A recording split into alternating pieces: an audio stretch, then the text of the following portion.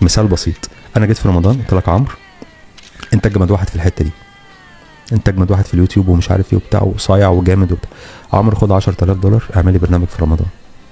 رحت لواحد تاني يا سيدي ما هواش عمرو بس مستواه 70% من عمرو 80% من عمرو، كنت مديله $100,000 وقلت لك يلا عمرو روح نفسه.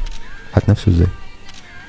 عملت سيت اب حلو هيجي يشتريه، جبت ناس شطار يساعدوك هيديهم اوفر اعلى، اي حاجه هتحرد في الارض وتطلعها هيقول لك والله ده شيء جميل جدا وهي مش شاريه من انتهى الموضوع.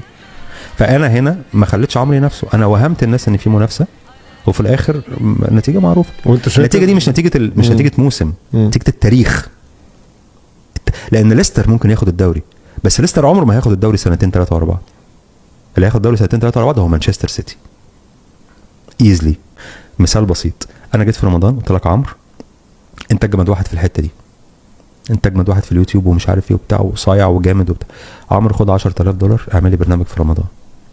رحت لواحد تاني يا سيدي ما هواش عمرو بس مستواه 70% من عمرو 80% من عمرو، كنت مديله $100,000 وقلت لك يلا عمرو روح نفسه. هات نفسه ازاي؟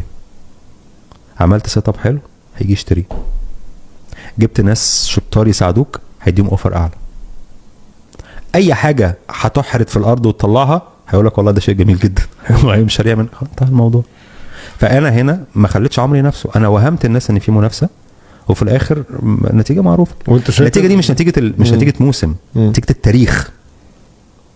لان ليستر ممكن ياخد الدوري بس ليستر عمره ما هياخد الدوري سنتين ثلاثه ورا بعض. اللي هياخد الدوري سنتين ثلاثه ورا بعض هو مانشستر سيتي ايزلي.